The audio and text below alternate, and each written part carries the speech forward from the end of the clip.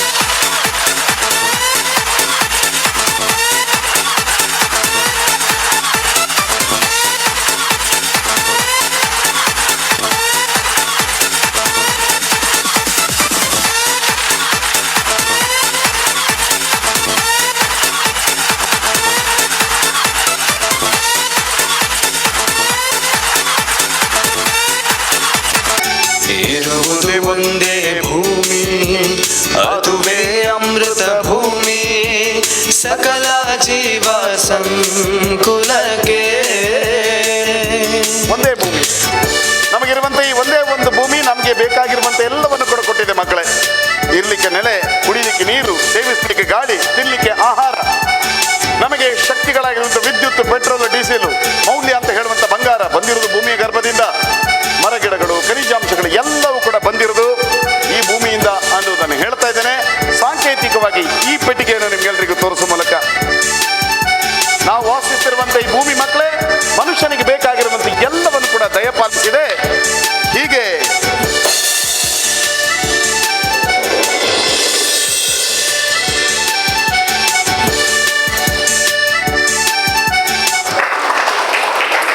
ಎಲ್ಲ ಕೂಡ ಕೊಟ್ಟಿದೆ ನಮಗೆ. ನೀರು, ಗಾಳಿ, ಆಹಾರ ಎಲ್ಲ ಕೂಡ ಭೂಮಿಯಿಂದಲೇ ಬಂದಿದ್ದು ನಮಗೆ. ಈಗ ಒಂದು ಪ್ರಶ್ನೆ, ಇಷ್ಟೆಲ್ಲವನ್ನು ಕೊಟ್ಟಿರುವಂತ ಭೂಮಿಗೆ ನಾವು ವಾಪಸ್ ಏನು ಕೊಟ್ಟಿದ್ದೇವೆ? ಏನು ಕೊಟ್ಟಿಲ್ಲ. ಒಂದು ಧನ್ಯವಾದ ಕೂಡ ಹೇಳಿಲ್ಲ. ಇಲ್ಲ ತಡೀರಿ, ಒಂಚೂರು ಮರ್ತೋಯ್ತು ನನಗೆ. ಕೊಟ್ಟಿದ್ದೇವೆ. ನಾವುಗಳನ್ನು ನೋಡಿದ್ರೆ ಅದರ ಒಳಗಡೆ ಸಿಕ್ಕಾಪಟ್ಟೆ ಪ್ಲಾಸ್ಟಿಕ್ ಕವರ್ಗಳನ್ನು ತಳ್ಳಿರ್ತೇವೆ. ನಾವು ಹೀಗೆ ಪ್ಲಾಸ್ಟಿಕ್ ಅನ್ನು ಕೂಡ ಬರೆದು ಭೂಮಿಗೆ ಹಾಕೋದು ಫ್ಯಾಕ್ಟರಿಗಳಾಗಿದೆ ನಮ್ಮ ಅನುಕೂಲಕ್ಕೋಸ್ಕರ. ಆದ್ರೆ ಏನಾಗಿದೆ, ಅದರಿಂದ ಬರುವಂತ ತ್ಯಾಜ್ಯಗಳು ಎಲ್ಲವೂ ಕೂಡ ಭೂಮಿಯ ಗರ್ಭವನ್ನು ಬಂದು ಬಂದು ಬಂದು ಬಂದು ಸೇರಿಕೊಳ್ಳುತ್ತಾ ಇದೆ. ಹೀಗೆ ಪ್ರತಿದಿನ ಟನ್ನುಗಟ್ಟಲೆ ಸಂಖ್ಯೆಯಲ್ಲಿ ಈ ತ್ಯಾಜ್ಯ, ಕಸ, ಪ್ಲಾಸ್ಟಿಕ್ಗಳಲ್ಲೂ ಬಂದು ಭೂಮಿಗೆ ಸೇರಿದಾಗ ಏನಾಗುತ್ತೆ? ಯಾವಾಗ ಈ ತ್ಯಾಜ್ಯಗಳೆಲ್ಲ ಮಿತಿ ಮೀರ್ತದೋ ಆಗ ಒಂದಲ್ಲ ಒಂದು ದಿವಸ ನಮಗೆ ಕುಡಿಲಿಕ್ಕೆ ಸರಿಯಾದ ನೀರು ಸಿಗದಂತ ಪರಿಸ್ಥಿತಿ ಬರಬಹುದು. ಇಷ್ಟೆಲ್ಲ ತ್ಯಾಜ್ಯಗಳು ಇರುವುದರಿಂದ, ಹೊಗೆಗಳು ಫ್ಯಾಕ್ಟರಿಗಳಿಂದ ಬರುವುದರಿಂದ ನಮಗೆ ಶುದ್ಧವಾದ ಗಾಳಿ ಸಿಗದಿರುವಂತ ಪರಿಸ್ಥಿತಿ ಒಂದು ದಿವಸ ನಿರ್ಮಾಣ ಆಗಬಹುದು. ನಮಗೆ ಬೆಳೆ ಕೊಡುವಂತ ಭೂಮಿ ಏನು ಬೆಳೀಲಿಕ್ಕಾಗದಿರುವಂತ ಬರಡಿನ ಸ್ಥಿತಿಗೆ ತಂದು ಮುಟ್ಟಬಹುದು. ಹಾಗಾಗಿ ಈ ವಾಯು ಮಾಲಿನ್ಯ, ಜಲ ಮಾಲಿನ್ಯ, ಭೂಮಿಯ ಮಾಲಿನ್ಯ ಇದೆಲ್ಲದಕ್ಕೂ ಕೂಡ ಕಾರಣ ಆಗಿರುವುದು ನಾವೇ ತಂದು ಬಿಸಾಕಿರುವಂತ ತ್ಯಾಜ್ಯ, ಪ್ಲಾಸ್ಟಿಕ್ ಮತ್ತು ಕಸಗಳು ಅನ್ನೋದನ್ನು ನೆನ್ಪಿಟ್ಕೊಳ್ಳೋಣ ಮಕ್ಕಳೇ. ಹಾಗಾದ್ರೆ ಸಮಸ್ಯೆಗಳ ಬಗ್ಗೆ ಎಷ್ಟು ಬೇಕಾದ್ರೂ ಮಾತಾಡ್ಬೋದು, ಪರಿಹಾರ ಇದೆಯೇ ಅನ್ನೋದೊಂದು ಚೂರು ಆಲೋಚನೆ ಮಾಡಿದ್ರೆ ಇದೆ. ನಾವು ಹಾಕುವಂತ ತ್ಯಾಜ್ಯಗಳು ಕಸಗಳನ್ನು, ನಾವು ಹಾಕುವಂಥ ಕಸಗಳನ್ನು ನಿರ್ವಹಣೆ ಮಾಡಿದರೆ, ಪ್ಲಾಸ್ಟಿಕ್ನ ಬಳಕೆಯನ್ನು ಕಮ್ಮಿ ಮಾಡಿದರೆ ನಾವು ಈ ಭೂಮಿಯನ್ನು ಸಂರಕ್ಷಣೆ ಮಾಡಲಿಕ್ಕೆ ಸಾಧ್ಯ ಇದೆ. ಇದೆಲ್ಲವೂ ಕೂಡ ಸಾಧ್ಯ ಆಗುವುದು ಸ್ವಚ್ಛತೆಯ ಸೂತ್ರಗಳನ್ನು ಅನುಸಾರ ಮಾಡಿದಾಗ. ಅದನ್ನು ಸಾಂಕೇತಿಕವಾಗಿ ಹೇಳ್ತಾ ಇದ್ದೇನೆ ಹೀಗೆ: ಸ್ವಚ್ಛತೆ ಸ್ವಚ್ಛತೆ ಸ್ವಚ್ಛತೆ ಸ್ವಚ್ಛತೆ ಸ್ವಚ್ಛತೆ ಎಂದು ಕೂಡಿ ಹಾಡುವ, ಕುಣಿಯುತ್ತಾ ನಲಿಯುತ್ತಾ ಹೊಳೆಯುವ ಸೂರ್ಯನಂತೆ ಜಿಲ್ಲೆ ಸ್ವಚ್ಛ ಮಾಡುವ. ಸ್ವಚ್ಛತೆ ಸ್ವಚ್ಛತೆ ಸ್ವಚ್ಛತೆ ಸ್ವಚ್ಛತೆ. ಆದರೆ ನಾವೆಲ್ಲರೂ ನೆನ್ಪಿಟ್ಕೊಳ್ಳೋಣ, ಸ್ವಚ್ಛತೆಗಾಗಿ ನಮಗೆ ಬೇಕಾಗಿರೋದು ಜಾದು ಅಲ್ಲ, ಸ್ವಚ್ಛತೆಗಾಗಿ ನಮಗೆ ಬೇಕಾಗಿರೋದು ಜಾಡು. ಜಾಡು, ಕಸಬರಿಕೆ. ಯಾವಾಗ ನಮ್ಮ ಕೈಯಲ್ಲಿ ಸ್ವಚ್ಛತೆಯ ಶಕ್ತಿ ಇರ್ತದೋ ಆಗ ನಾವಾಗೆ ಈ ಭೂಮಿ ಮೇಲೆ ತಂದು ಹಾಕಿರುವಂಥ ಪ್ಲಾಸ್ಟಿಕ್ ತ್ಯಾಜ್ಯಗಳನ್ನು, ಕಸಗಳನ್ನೆಲ್ಲವನ್ನು ಕೂಡ ಈ ಸ್ವಚ್ಛತೆ ಅಸ್ತ್ರವನ್ನು ಪ್ರಯೋಗ ಮಾಡುವ ಮೂಲಕ ಇಡೀ ಭೂಮಿಯಿಂದಲೇ ದೂರ ಮಾಡಬಹುದು ಮಕ್ಕಳೇ. ಹೀಗೆ ಹಾಗಾಗಿ ಸ್ವಚ್ಛತೆಯ ಅಸ್ತ್ರವನ್ನು ಪ್ರಯೋಗ ಮಾಡಿಕೊಂಡು ಸ್ವಚ್ಛತೆಯನ್ನು ಕಾಪಾಡೋಣ, ಇರುವ ಒಂದೇ ಒಂದು ಭೂಮಿಯನ್ನು ಉಳಿಸ್ಕೊಳ್ಳೋಣ.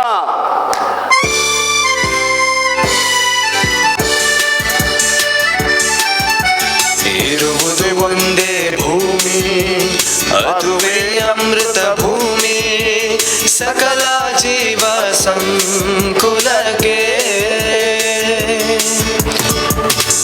ನಾನು ಬಹಳ ಸಣ್ಣ ವಯಸ್ಸಲ್ಲಿದ್ದಾಗ ಒಂದು ದಿವಸ ನನ್ನ ಮನೆ ಅಂಗಳದಲ್ಲಿ ಇಂಥದ್ದೊಂದು ಗಿಡ ನೆಟ್ಟಿದೆ ಮಕ್ಕಳೇ. ಗಿಡ ನೆಟ್ಟೆ, ಶಾಲೆಗೆ ಹೋದೆ, ವಾಪಸ್ ಬಂದು ನೋಡ್ತೇನೆ ಗಿಡ ಸತ್ತೋಗಿದೆ.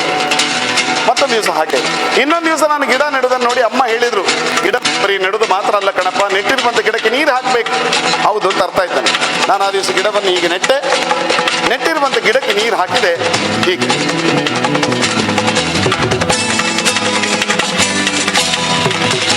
ನೀರು ಹಾಕ್ಬಿಟ್ಟು ಸೀದಾ ಸ್ಕೂಲಿಗೆ ಹೋದೆ.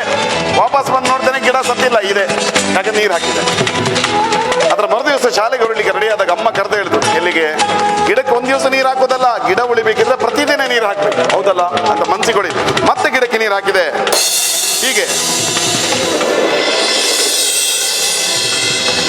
ಸೀದಾ ಶಾಲೆಗೆ ಹೋದೆ. ನನ್ನೊಬ್ರು ಸರ್ ಇದ್ರು, ಅವ್ರಿಗೆ ಹೇಳಿದೆ, ಸರ್ ನಾನೊಂದು ಗಿಡ ನೆಟ್ಟು ಬೆಳೆಸ್ತಾ ಇದ್ದೇನೆ. ಶಾಬಾಷ್, ಒಳ್ಳೆ ಕೆಲಸ, ಎಲ್ಲ ವಿದ್ಯಾರ್ಥಿಗಳಿಗೆ ಕೆಲಸ ಮಾಡಬೇಕು ಅಂತ ನನಗೆ ಶಾಬಾಷ್ ಹೇಳಿದ್ರು.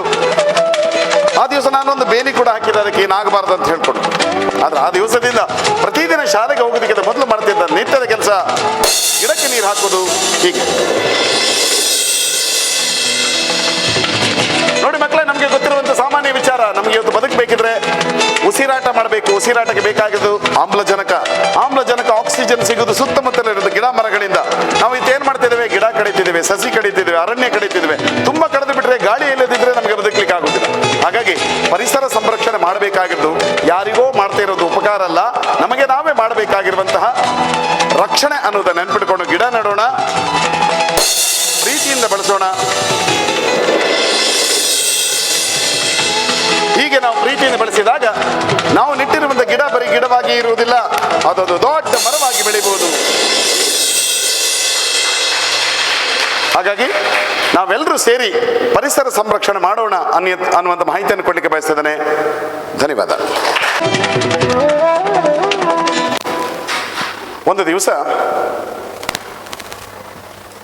ದೂರದ ಜಪಾನ್ ದೇಶದಿಂದ ನನಗೊಂದು ಪಾರ್ಸೆಲ್ ಬಂದಿತ್ತು. ಒಂದು ಬಾಕ್ಸ್, ಅದರ ಒಳಗಡೆ ಒಂದು ಬೀಸಣಿಗೆ. ಯಾರಪ್ಪ ಕಳಿಸಿದಂತ ಜೊತೆಗಿರುವಂಥ ಪತ್ರ ಓದ್ತೇನೆ. ಅದನ್ನು ಮಾಮಿ ಯಮಡ ಅನ್ನುವಂಥೊಬ್ರು ಜಪಾನಿ ಲೇಖಕಕ್ಕೆ ಕಳಿಸಿದ್ದು ನನಗೆ, ನನ್ನ ಸ್ನೇಹಿತೆಯವರು. ಪತ್ರದಲ್ಲಿ ಹೀಗೆ ಬರೆದಿದ್ರು, ನನಗೆ ನೆನಪಿದೆ. Dear Kudroli, recently traveling through the mountains of Japan, I met a Buddhist monk who gave me a magic fan.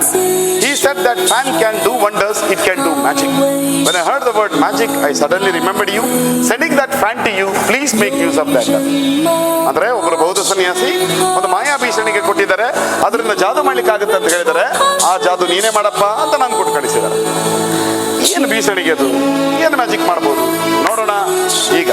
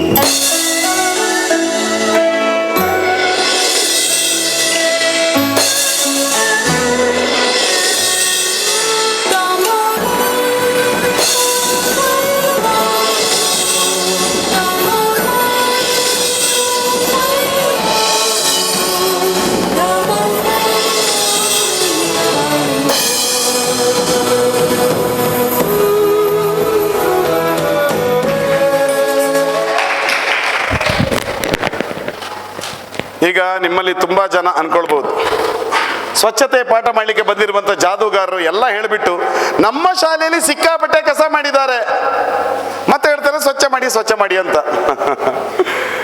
ನಾನು ಈ ಮ್ಯಾಜಿಕ್ ಯಾಕೆ ಮಾಡಿದ್ದೇನೆ ಅಂತ ಹೇಳಿದ್ರೆ ಮಕ್ಕಳೇ, ಒಂದು ಪಾಯಿಂಟ್ ಹೇಳಿಕ್ಕೆ. ಏನಪ್ಪಾ ಅಂತ ಹೇಳಿದ್ರೆ, ನಮ್ಮ ಜೀವನದಲ್ಲಿ ಕಸ ಆಗದೆ ಇರಲಿಕ್ಕೆ ಸಾಧ್ಯವೇ ಇಲ್ಲ. ಕಸ ಆಗಿಯೇ ಆಗ್ತದೆ. ಚಾಕ್ಲೇಟ್ ತಿಂದಾಗ ರ್ಯಾಪರ್ ಸಿಗ್ತದೆ, ಕಸ. ಪೆನ್ಸಿಲ್ ಶಾರ್ಪ್ ಮಾಡುವಾಗ ಮರದ ಹೊಟ್ಟು ಸಿಗುತ್ತೆ, ಅದು ಕಸ. ಅಥವಾ ಅಡಿಗೆ ಪದಾರ್ಥ ಉಳಿದ್ರೆ ಅದು ತ್ಯಾಜ್ಯ. ಹೀಗೆ ಬದುಕಿನ ಪ್ರತಿಯೊಂದು ಹಂತದಲ್ಲೂ ಕೂಡ ಕಸ ಇದ್ದೇ ಇರ್ತದೆ. ಇಲ್ಲಿ ಪ್ರಶ್ನೆ ಕಸ ಆಗುದ್ರ ಬಗ್ಗೆ ಅಲ್ಲ, ಆಗಿರುವಂತ ಕಸವನ್ನು ನಾವು ನಿರ್ವಹಣೆ ಹೇಗೆ ಮಾಡ್ತೇವೆ ಅನ್ನೋದ್ರ ಮೇಲೆ ಸ್ವಚ್ಛ ಭಾರತ್ ಇದೆ. ನೋಡಿ, ಒಂದು ಇಂಟ್ರೆಸ್ಟಿಂಗ್ ಸ್ಟೋರಿ ಹೇಳ್ತೇನೆ. ಸ್ಟೋರಿ ಅಂದ್ರೆ ನಿಜವಾಗಿ ಆದದ್ದು. ಸ್ವಿಟ್ಜರ್ಲ್ಯಾಂಡ್ ಅಲ್ಲಿ ಒಂದು ಶಾಪಿಂಗ್ ಕಾಂಪ್ಲೆಕ್ಸ್ ನ ಹೊರಗಡೆ ಒಬ್ಬರು ಮಹಿಳೆ ಒಂದು ಸಣ್ಣ ಮಗುವಿನ ಜೊತೆ ಇದ್ದಾರಂತೆ. ನಾನೊಬ್ಬರು ಫ್ರೆಂಡ್ ನೋಡಿದ್ದು. ಒಂದು ಸಣ್ಣ ಮಗುವಿನ ಜೊತೆ ಟ್ರಾಲಿಯಲ್ಲಿ ದುಡ್ಕೊಂಡು ಹೋಗ್ಬೇಕಂತ ಸಣ್ಣ ಮಗು. ಆ ಮಗುವಿಗೆ ತಿನ್ಲಿಕ್ಕೆ ಒಂದು ಚಾಕ್ಲೇಟ್ ಕೊಡ್ತಾರೆ, ಉದ್ದದ್ದು. ಆ ರ್ಯಾಪರ್ ಅದನ್ನು ಮಗು ಚಾಕ್ಲೇಟ್ ತಿಂತದೆ, ರ್ಯಾಪರ್ ಕೈಯಲ್ಲಿ ಉಳಿತದೆ. ರ್ಯಾಪರ್ ಕೈಯಲ್ಲಿ ಹಿಡ್ಕೊಂಡು ಮಗು ಕೇಳ್ತದೆ, ಅಂದ್ರೆ ನೋಡ್ತದೆ ಅಮ್ಮನ ಮುಖ ಏನು ಮಾಡಬೇಕು ಅಂತ. ಈಗ ನಮ್ಮ ದೇಶದಲ್ಲಿ ಏನಪ್ಪ, ಆ ಮಗುವೇ ಕೆಳಗಡೆ ಹಾಕ್ತಿತ್ತು ರ್ಯಾಪರ್ ಅನ್ನು, ಅಥವಾ ಅಮ್ಮನೇ ತಗೊಂಡ್ಬಿಟ್ಟು ಅಲ್ಲಿ ಕೆಳಗಡೆ ಹಾಕ್ತಿದ್ಲು ಅಲ್ವಾ. ಆದ್ರೆ ಆ ದೇಶದಲ್ಲಿ ಹಾಗೆ ಆಗಿಲ್ಲ. ಆ ಸ್ವಿಟ್ಜರ್ಲ್ಯಾಂಡ್ ಮಹಿಳೆ ಟ್ರಾಲಿ ದೂಡ್ತಾ ಒಂದು ಡಸ್ಟ್ಬಿನ್ ಹತ್ರಕ್ಕೆ ಬರ್ತಾರೆ. ಆ ಮಗುವಿಗೆ ಹೇಳ್ತಾರೆ, ಆ ರ್ಯಾಪರ್ ಅನ್ನು ಡಸ್ಟ್ಬಿನ್ಗೆ ಹಾಕಪ್ಪ ಅಂತ. ಆ ಮಗು ಡಸ್ಟ್ಬಿನ್ಗೆ ಅದನ್ನು ಹಾಕ್ತದೆ. ಎಷ್ಟು ಚಂದ ನೋಡಿ. ಅಷ್ಟು ಸಣ್ಣ ವಯಸ್ಸಲ್ಲಿ ಆ ಮಗು ಆ ಡಸ್ಟ್ಬಿನ್ಗೆ ರ್ಯಾಪರ್ ಅನ್ನು ಹಾಕುವ ಮೂಲಕ ಏನು ಕಲಿತದೆ ಅಂತ ಹೇಳಿದ್ರೆ, ಬೆಳೀತಾ ನಾನು ಸ್ವಚ್ಛತೆಯನ್ನು ನಿರ್ಮಾಣ ನಾನೇ ಮಾಡಬೇಕು ಅನ್ನೋದನ್ನು ಕಲಿತದೆ.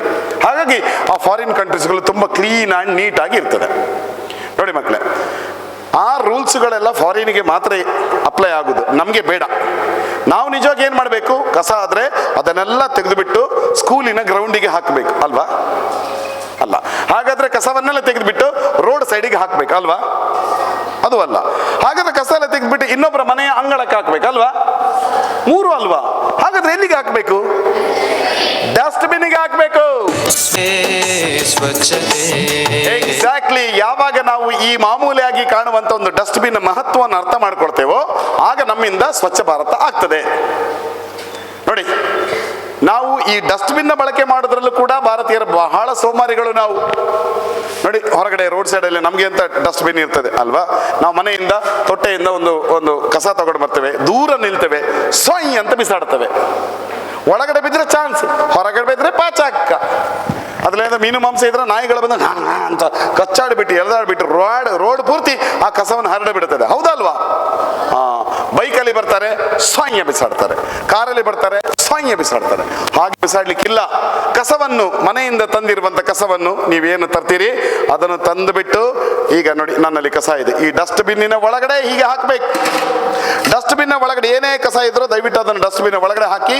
ಆಗೇನಾಗುತ್ತೆ, ನಾವು ಹಾಕಿರುವಂತ ಎಲ್ಲಾ ಕಸಗಳನ್ನು ಆ ಡಸ್ಟ್ಬಿನ್ ಇಂದ ಎತ್ಕೊಳ್ಳಿಕ್ಕೆ ಕಾರ್ಪೊರೇಷನ್ ಅವರು, ಕಾರ್ಮಿಕರು ಬರ್ತಾರೆ. ಅವರು ಅಲ್ಲಿಂದ ಅದನ್ನು ಎತ್ಕೊಂಡು ಬಿಟ್ಟು ಅದನ್ನು ತೆಗಿತಾರೆ. ಕಸ ಹಾಕ್ಲಿಕ್ಕೆ ಅಂತ ಒಂದು ಜಾಗ ಇರ್ತದೆ, ಆ ಜಾಗಕ್ಕೆ ತಗೊಂಡು ಹೋಗ್ಬಿಟ್ಟು ಆ ಕಸವನ್ನು ಎಸೀತಾರೆ. That's it. ಅವರು ಕಸವನ್ನು ಮಾಯ ಮಾಡೋದಿಲ್ಲ, ಅದು ನನ್ನ ಕೆಲಸ. ಆದ್ರೆ ಕಸ ಹೋಗ್ಬೇಕಾಗಿರುವಂತ ಜಾಗಕ್ಕೆ ಸೇರಿಬಿಟ್ಟು ನಮ್ಮ ಬೀದಿಗಳು, ನಮ್ಮ ರಸ್ತೆಗಳು ಚೆನ್ನಾಗಿರ್ತದೆ. ನೋಡಿ ಮಕ್ಕಳೇ, ನೀವುಗಳು ಮುಂದಿನ ಜನರೇಷನ್ ಸ್ವಚ್ಛ ಭಾರತ್ ಅಂತ ಹೇಳ್ತಾರೆ. ಆದ್ರೆ ನೀವು ಅಂತ ತಪ್ಪು ಮಾಡಿಬಿಡಿ. ನಾನು ನೋಡಿದ್ದೇನೆ, ಸ್ಕೂಲ್ ವ್ಯಾನಲ್ಲಿ ಹೋಗುವವರು, ಸ್ಕೂಲ್ ರಿಕ್ಷಾದಲ್ಲಿ, ಬಸ್ಸಲ್ಲೆಲ್ಲ ಹೋಗುವವರು ಚಾಕ್ಲೇಟ್ನ ರ್ಯಾಪರ್ ಅನ್ನು ಕಿಟಕಿಯಿಂದ ಹೊರಗಡೆ ಹಾಕೋದನ್ನು ನಾನು ನೋಡಿದ್ದೇನೆ. ಹಾಗೆ ಮಾಡಬೇಡಿ. ಯಾವುದೇ ಕಸ ಇದ್ರೂ ಕೂಡ ನೀವು ಕನಿಷ್ಠ ಅದನ್ನು ಡಸ್ಟ್ಬಿನ್ಗೆ ಹಾಕುವಂತ ಅಭ್ಯಾಸವನ್ನು ಬೆಳೆಸ್ಕೊಳ್ಳಿ. ನಿಮ್ಮ ಮನೆಯವರಿಗೆ ಹೇಳಿ ಡಸ್ಟ್ಬಿನ್ಗೆ ಕಸ ಹಾಕೋಣ ಅಂತ. ಆ ಮೂಲಕ ಸ್ವಚ್ಛ ಭಾರತವನ್ನು ನಿರ್ಮಾಣ ಮಾಡೋಣ. ನೀವು ಜವಾಬ್ದಾರಿ ತಗೊಂಡು ಡಸ್ಟ್ಬಿನ್ನ ಕರ್ತವ್ಯವನ್ನು ಮಾಡ್ತೀರಿ ಅನ್ನುವಂಥ ಮಾಹಿತಿಯನ್ನು, ಅದರ ಭರವಸೆಯನ್ನು ನನಗೊಂದು ಚಪ್ಪಾಳೆ ಮೂಲಕ ಕೊಡಬೇಕು. Thank you. 2 1 ಮಳೆ ನಿಂತಿತ್ತು. ಇದು ಮಳೆ ಚಪ್ಪಾಳೆ, ರೈನ್ ಕ್ಲಾಪ್. ಆ ರೈನ್ ಕ್ಲಾಪ್ ಹೇಳಿದಕ್ಕೆ ನನಗೊಂದು ಕ್ಲಾಪ್. ಓಕೆ, ಈಗ ಈ 3R ಪ್ರಿನ್ಸಿಪಲ್ಸ್ ಗಳನ್ನು ಒಮ್ಮೆ ಹೇಳೋಣ. ನನ್ನ ಜೊತೆ ಹೇಳಿ, 3R principles. Reduce, reuse, recycle. ಈಗ 3 ಅಂಶಗಳನ್ನು ನೋಡೋಣ ಜಾದುವಿನಿಂದ. ಸ್ವಚ್ಛತೆ ಸ್ವಚ್ಛತೆ ಸ್ವಚ್ಛತೆ ಸ್ವಚ್ಛತೆ ಸ್ವಚ್ಛತೆ ಎಂದು ಕೂಡಿ ಹಾಡುವ ಓಕೆ, ಈ 3R ಪ್ರಿನ್ಸಿಪಲ್ಸ್ ಗಳನ್ನು ಹೇಳಿಕೊಡ್ಲಿಕ್ಕೆ ನಾನು ತಂದಿದ್ದೇನೆ ಒಂದು ರೀಸೈಕಲ್ ಮೆಷಿನ್. ಸುಮ್ಮನೆ ಮೆಷಿನ್ ಅಲ್ಲ, ಇದೊಂದು ಸ್ಕ್ವೇರ್ ಮತ್ತೊಂದು ಸಿಲಿಂಡರ್ ತೋರಿಸ್ತಿದ್ದೇನೆ. ಹೀಗೆ ಒಂದು ಸ್ಕ್ವೇರ್ ಮತ್ತೊಂದು ಸಿಲಿಂಡರ್. ಈ ಸಿಲಿಂಡರ್ ಮತ್ತು ಈ ಸ್ಕ್ವೇರ್ ನನಗೆ ಹೇಳುತ್ತೆ ಏನು 3R ಅಂತ. ನೋಡೋಣ. ಮೊದಲನೆಯ ಆರ್,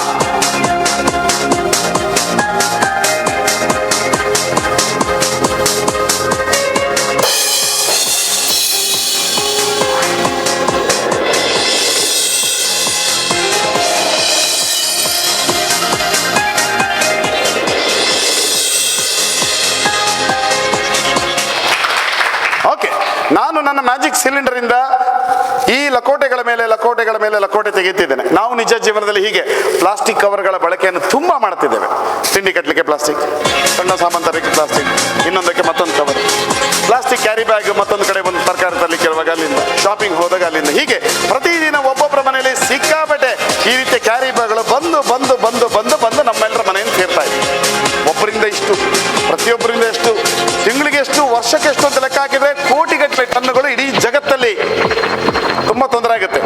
10 ಮಿಲಿಯನ್ ವರ್ಷಗಳು ಬೇಕು ಪ್ಲಾಸ್ಟಿಕ್ ಕರಗಲಿಕ್ಕೆ. ಅದಕ್ಕೋಸ್ಕರ ಏನ್ ಮಾಡಬೇಕು? ಪರಿಹಾರ ಈ ಮಂತ್ರದಂಡ ಹೇಳ್ತದೆ.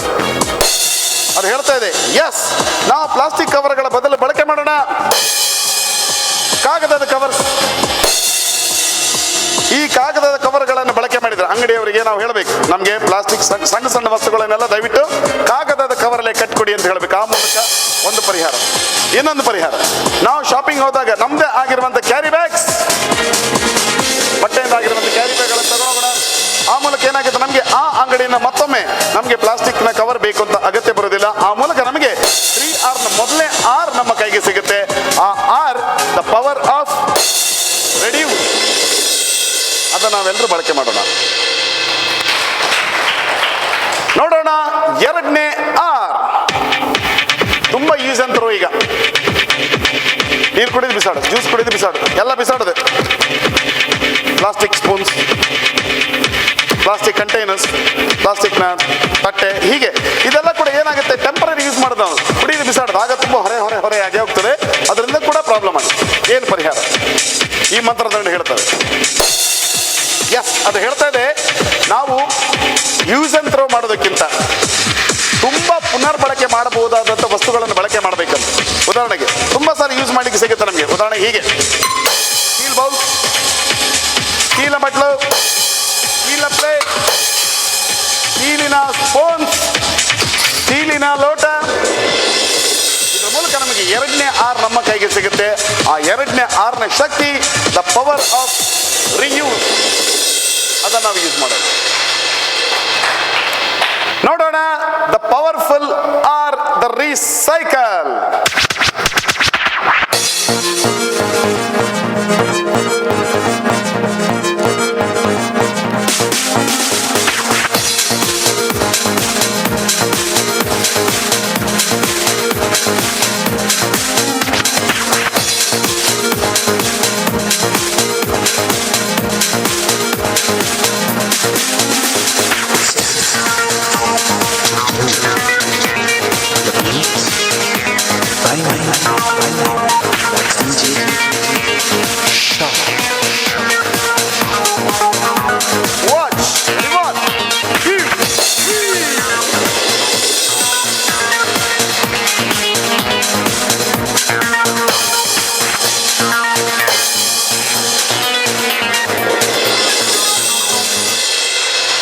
ನಾನೇನೆ ಪೇಪರೆಲ್ಲ ಚೂರು ಹರಿದು ಬಿಟ್ಟು ಜಾದುವಿನಿಂದ ಇಡೀ ಮಾಡಿದ್ದೇನೆ. ಇದೊಂಥರ ಮರು ಉತ್ಪಾದನೆ, ಇದು ರೀಸೈಕಲ್. ಇದು ನಾವು ನಮ್ಮ ಮನೆಯ ನ್ಯೂಸ್ ಪೇಪರ್ಸ್ಗಳನ್ನು ಹಾಗೆ ರೀಸೈಕಲ್ ಮಾಡಿಸ್ಕೊಳ್ಳೋಕ್ಕಾಗುತ್ತೆ. ಹೇಗೆ? ಅದನ್ನು ರದ್ದಿ ಪೇಪರ್ ಅಂಗಡಿಯವರು ಕೊಡಬೇಕು, ತುಂಬ ಆದರೆ ವೇಸ್ಟ್ ಮಾಡೋದಲ್ಲ. ಅವರು ಅದನ್ನು ಪೇಪರ್ ಫ್ಯಾಕ್ಟ್ರಿ ಕಳಿಸ್ತಾರೆ, ಅಲ್ಲಿ ಅದು ರೀಸೈಕಲ್ ಆಗಿ ನ್ಯೂಸ್ ಪ್ರಿಂಟ್ ಆಗಿ ಹೊರಗಡೆ ಬರ್ತದೆ. ಅದರಿಂದ ನ್ಯೂಸ್ ಪೇಪರ್ ಪ್ರಿಂಟ್ ಆಗ್ತದೆ. ಆ ಮೂಲಕ ತುಂಬ ಕಾಗದ ಮರಗಳೆಲ್ಲ ಉಳಿತದೆ. That is recycle. ನಾವು ರೀಸೈಕಲ್ ಬೇರೆ ಬೇರೆ ವಿಷಯಗಳಿಂದ ಮಾಡ್ಲಿಕ್ಕಾಗುತ್ತೆ. ನಿಮ್ಮ ಶಾಲೆಯಲ್ಲಿ ಒಂದು ಕ್ಲಾಸ್ ಮುಗಿದಾಗ ನೋಟ್ಸ್ ಉಳಿತದೆ, ರಟ್ಟು ಪೇಪರ್ ಎಲ್ಲ ಉಳಿತದೆ, ಬಿಸಾಡಬಾರ್ದು. ಅದನ್ನು ರದ್ದಿ ಪೇಪರ್ ಅಂಗಡಿಯವರು ಕೊಡಬೇಕು. ಅದರಲ್ಲಿ ಬ್ಲಾಂಕ್ ಶೀಟ್ಸ್ ಉಳಿದ್ರೆ, ಏನು ಬರೆಯದಿರುವಂಥ ಪೇಜಸ್ ಉಳಿದ್ರೆ ಅದನ್ನೆಲ್ಲ ಅರ್ದು ಬಿಟ್ಟು ಜಾಯಿನ್ ಮಾಡಿ ರಫ್ ಬುಕ್ ಮಾಡ್ಬೋದು. ಅದು ಕೂಡ ರೀಸೈಕಲ್. ನೀವು ಕಳಿಸುವಂಥ ರಟ್ಟು ಪೇಪರ್ಗಳೆಲ್ಲ ಹೋಗ್ತದೆ, ರೀಸೈಕಲ್ ಆಗ್ತದೆ. ಮತ್ತೊಮ್ಮೆ ಫ್ರೆಶ್ ಬುಕ್ಸ್ಗಳಾಗಿ ಮತ್ತೆ ನಮ್ಮ ಕೈಗೆ ಬರ್ತದೆ ಸೈಕಲ್. ತುಂಬಾ ಬಾಟ್ಲಿಗಳನ್ನು ಯೂಸ್ ಮಾಡ್ತೀವಿ ಈಗ ನಾವು, ಕುಡಿಯೋದು ಬಿಸಾಡೋದು, ರೋಡ್ ಸೈಡ್ ಬಿಸಾಡಬಾರ್ದು. ಬಿಸಾಡೋದಿದ್ರೆ ಡಸ್ಟ್ಬಿನ್ಗೆ ಹಾಕಿ. ಆಗೇನಾಗುತ್ತೆ, ಅಲ್ಲಿಂದ ಪ್ಲಾಸ್ಟಿಕ್ ಎಕ್ಕೋತಾರೆ, ಎಕ್ಕೊಂಡ್ಬಿಟ್ಟು ಅದನ್ನು ಫ್ಯಾಕ್ಟ್ರಿ ಕಳಿಸ್ತಾರೆ. ಅದಲ್ಲಿ ಆ ಪ್ಲಾಸ್ಟಿಕ್ಗಳು ಮತ್ತೊಮ್ಮೆ ಮೆಲ್ಟ್ ಆಗ್ತದೆ.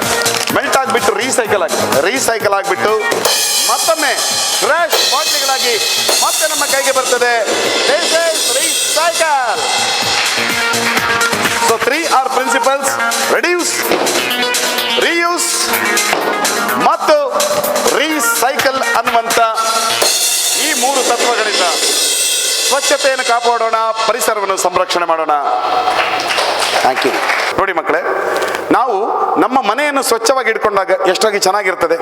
ಮನೆಯನ್ನು ಸ್ವಚ್ಛವಾಗಿ ಇರುವುದರಿಂದ ನಾವು ಊಟ ಮಾಡೋ ಜಾಗ ಸ್ವಚ್ಛ ಇರ್ತದೆ, ನಾವು ಮಲಗುವಂಥ ಜಾಗ ಸ್ವಚ್ಛ ಇರ್ತದೆ, ನಾವು ಅಧ್ಯಯನ ಮಾಡುವಂಥ ಜಾಗ ಸ್ವಚ್ಛ ಇದ್ದಾಗ ನಮ್ಮ ಮನಸ್ಸು ಸ್ವಚ್ಛ ಮನಸ್ಸಾಗ್ತದೆ. ಆಗ ನಮಗೆ ಬಹಳ ನೆಮ್ಮದಿ ಸಿಗ್ತದೆ ಮತ್ತು ನಮಗೆ ಸಾಧನೆ ಮಾಡಲಿಕ್ಕಾಗುತ್ತೆ. ನೋಡಿ, ಮನೆಯನ್ನು ನಾವು ಹೇಗೆ ಸ್ವಚ್ಛವಾಗಿ ಇಟ್ಕೊಳ್ತೇವೋ ಹಾಗೆ ನಾವು ದೇಶವನ್ನು ಕೂಡ ಸ್ವಚ್ಛವಾಗಿ ಇಟ್ಕೊಳ್ಳೇಬೇಕು. ಯಾಕಂದ್ರೆ ಅದು ಕೂಡ ನಮ್ಮ ಮನೆ. ನಮ್ಮ ಮನೆಗೂ ಕೂಡ ಅತಿಥಿಗಳು ಬರ್ತಾರೆ, ದೇಶಕ್ಕೆ ವಿದೇಶಿಯವರು ಬರ್ತಾರೆ ಲಕ್ಷಾಂತರ ಸಂಖ್ಯೆಯಲ್ಲಿ. ನಮ್ಮ ದೇಶವನ್ನೆಲ್ಲ ನೋಡಿ ಹಾಡಿ ಹೊಗಳ್ತಾರೆ. ಆದರೆ ನಮ್ಮ ದೇಶದ ಕಸ ಕೊಳಚೆ ನೋಡಿ ತುಂಬಾ ಇನ್ಸಲ್ಟ್ ಮಾಡ್ತಾರೆ, ಅವರಿಗೆ ತುಂಬಾ ಕಷ್ಟ ಆಗ್ತದೆ. ಹಾಗಾಗಿ ನಮ್ಮ ದೇಶದ ಮರ್ಯಾದೆಗೋಸ್ಕರ ನಾವು ದೇಶವನ್ನು ಸ್ವಚ್ಛ ಮತ್ತು ಸುಂದರವಾಗಿ ಇಟ್ಕೊಳ್ಳೋಣ. ಅಂತಿಮವಾಗಿ ಸ್ವಚ್ಛತೆ ಅನ್ನೋದು ನಮ್ಮ ಬದುಕಿನ ಭಾಗವಾಗಲಿ. ದೇಶವನ್ನು ಪ್ರೀತಿಸುವಂತ ನಾವು ನಮ್ಮ ದೇಶಕ್ಕೋಸ್ಕರ ಸ್ವಚ್ಛ ಭಾರತವನ್ನು ನಿರ್ಮಿಸೋಣ.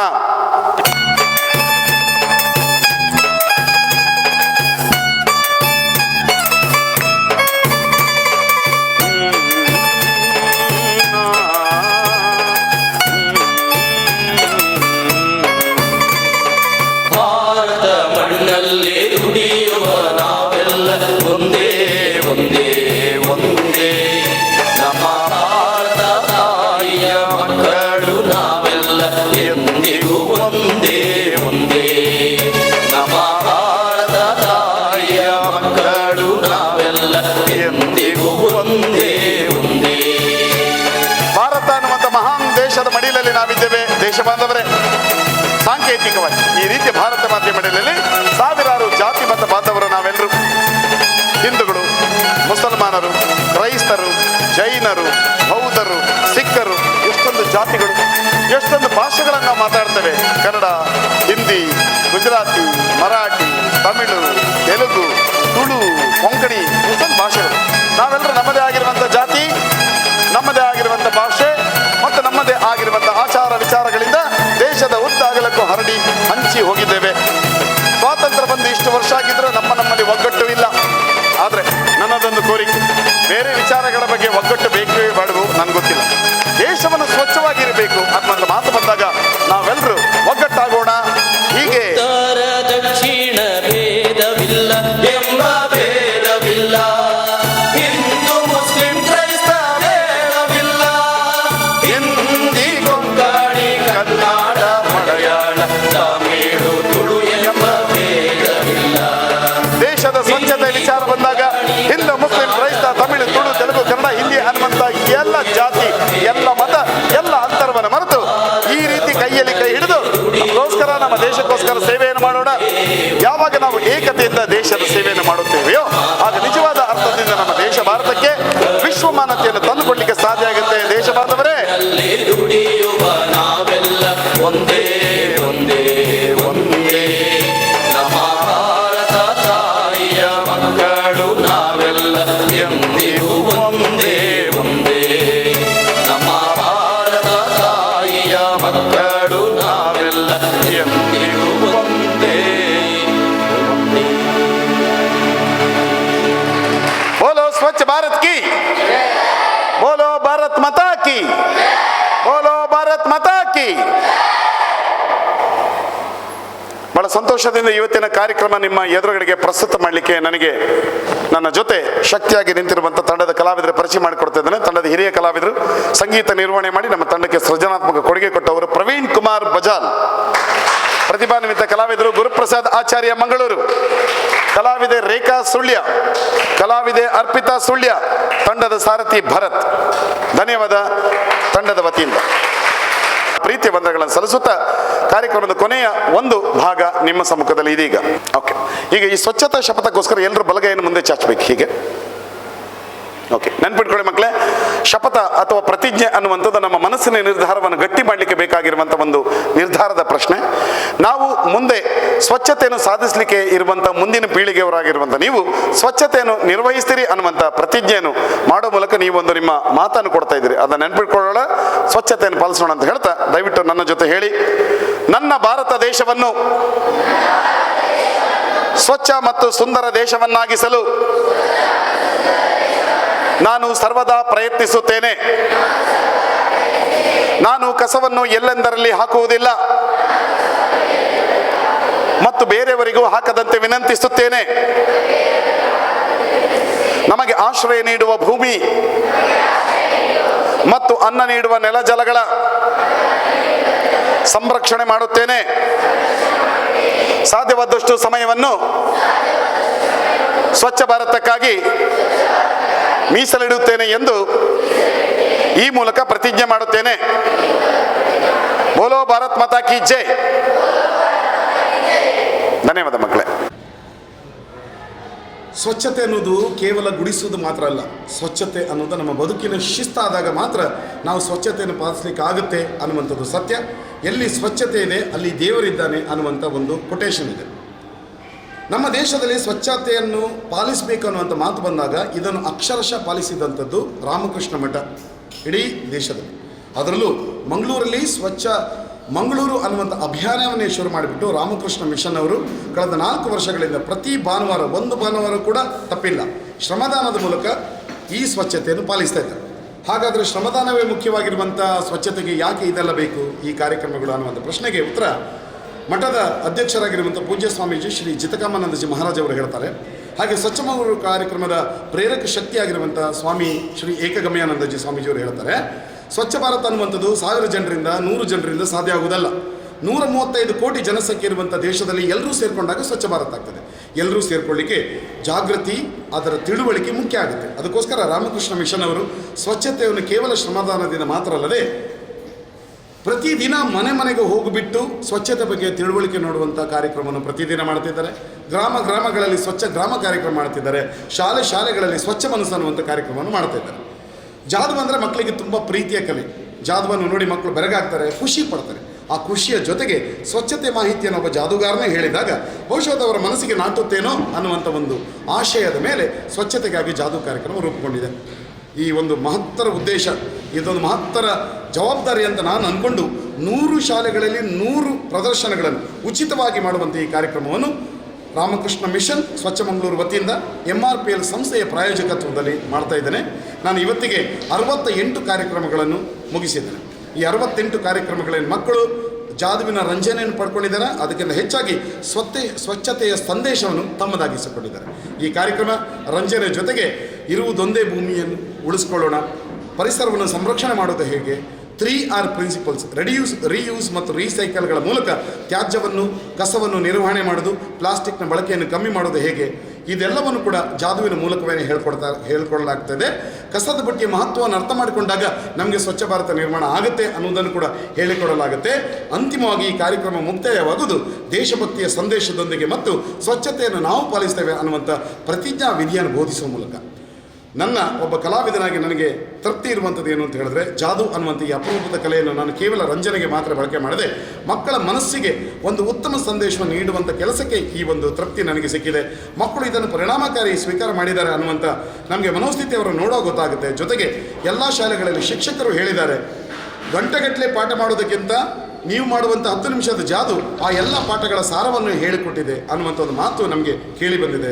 ಆ ಮೂಲಕ ಈ ಕಾರ್ಯಕ್ರಮ ಪರಿಣಾಮಕಾರಿ ಅಂತ ನಾನು ಅಂದ್ಕೊಂಡಿದ್ದೇನೆ. ಹಾಗಾಗಿ ದೇಶ ಸೇವೆಯ ಈ ಒಂದು ಮಹತ್ವದ ಕೆಲಸವನ್ನು, ಈ ಜವಾಬ್ದಾರಿಯನ್ನು ನನಗೆ ವಹಿಸಿರುವಂಥ ರಾಮಕೃಷ್ಣ ಮಿಷನ್ ಸಂಸ್ಥೆಗೆ, ಕಾರ್ಯಕ್ರಮವನ್ನು ಪ್ರಾಯೋಜಿಸಿರುವಂಥ MRPL ಸಂಸ್ಥೆಗೆ ಮತ್ತು ಬೇರೆ ಬೇರೆ ಈ ಕಾರ್ಯಕ್ರಮವನ್ನು ಅವಕಾಶ ಮಾಡಿಕೊಟ್ಟಂಥ ಬೇರೆ ಬೇರೆ ಶಾಲೆಗಳ ಆಡಳಿತ ಮಂಡಳಿ ಮತ್ತು ಶಾಲಾ ಮುಖ್ಯಸ್ಥರಿಗೆ ಮತ್ತು ಎಲ್ಲಕ್ಕಿಂತ ವಿಶೇಷವಾಗಿ ಎಲ್ಲ ಕಾರ್ಯಕ್ರಮಗಳಲ್ಲಿ ಆಸಕ್ತಿಯಿಂದ ಭಾಗವಹಿಸಿರುವಂಥ ಮಕ್ಕಳಿಗೆ ನಾನು ಬಹಳ ಕೃತಜ್ಞತೆಯನ್ನು ಸಲ್ಲಿಸ್ತಾ ಇದ್ದೇನೆ. ಭಾಳ ಪ್ರೀತಿಯಿಂದ ನಾವು ಈ ಕಾರ್ಯಕ್ರಮವನ್ನು ಮುಂದುವರಿಸೋಣ.